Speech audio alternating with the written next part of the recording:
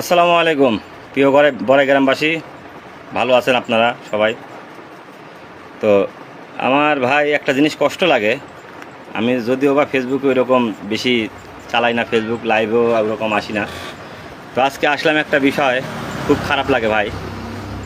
আমাদের এই যে আজিজ চাচা এমপি, এই এমপিকে নিয়ে এমপি বানানোর জন্য যদিও বা দল তাকে নমিনেশন দিছে, কিন্তু ভোট তো দিছি আমরা।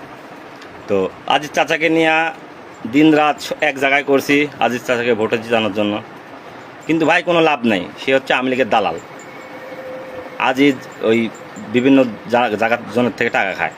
আওয়ামী লীগ বিএনপি যারা আছে তাদের কোনো খোঁজ খবর নেয় না, কোনো ইয়া নেই।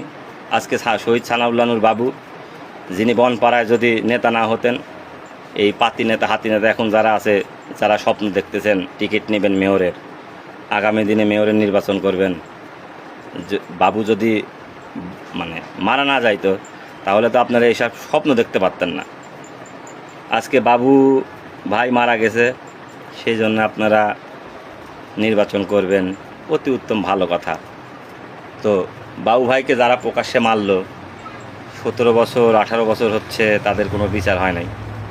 তো এতদিন আওয়ামী লীগ ছিল, বিচার হয় নাই, ঠিক আছে, ভালো কথা, মাইনা নিছি, বিচার হয় নাই। আওয়ামী লীগ ছিল, আওয়ামী লীগের নেতারা মারছে। মাঝখানে 1.5 বছরের মতো তত্ত্বাবধায়ক সরকার ছিল ডাক্তার ইউনূস, সেই সময়ও বিচার হয় নাই। আচ্ছা ঠিক আছে, বিচার হয় নাই, ডাক্তার ইউনূস বিচার হয় নাই, ঠিক আছে, কিন্তু ভাই এখন তো বিএনপি ক্ষমতায়। ভাই আপনি খালি এই যে ফেসবুক খুললেই দেখি আপনি টিউনোর সাথে এর সাথে ওর সাথে নববর্ষে ইলিশ মাছ খান, পান্তা খান, এই গান বাজনার অনুষ্ঠানে যান, এইটা করেন ওইটা করেন। ভাই আপনাকে তো এর জন্য এমপি বানানো হয় নাই।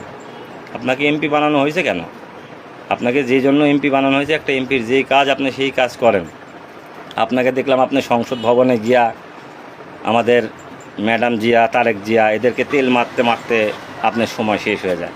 তেল মারা ভালো চাচা, এত তেল মারা তো ভালো না। তেল মারবেন, আপনার দল আপনাকে নমিনেশন দিয়েছে, টিকিট পাইছেন আপনি, আগামীবার আবার টিকিট আপনার পাইতে হবে, এর জন্য আপনি তেল মারেন। কিন্তু এত তেল মারবেন না যে আপনাকে 2 মিনিট 3 মিনিট সময় দেওয়া হয়, আপনি তেল মারতে মারতেই আপনার সময় ফুরা যায়। তো আমরা আজকে বিএনপির রাজনীতি করি, আমার যখন 16-17 বছর বয়স, তখন এই আওয়ামী লীগের ঠাপাঠাপিতে দেশের বাইরে গেছি। 17 বছর বয়সে, যেই বয়সে মায়ের কোলে থাকার কথা, সেই বয়সে দেশের বাইরে গেছি নিজের মান সম্মান, বাবার মান সম্মান, ফ্যামিলির মান সম্মান বাঁচানোর কারণে। কত রকমের কত অত্যাচারের শিকার হয়েছি। খালি আমি না, আমার মতো হাজারো। আমি তো তেমন কিছু আমার হয় নাই। আমার দাদা একজন ভালো মানুষ ছিল, সেই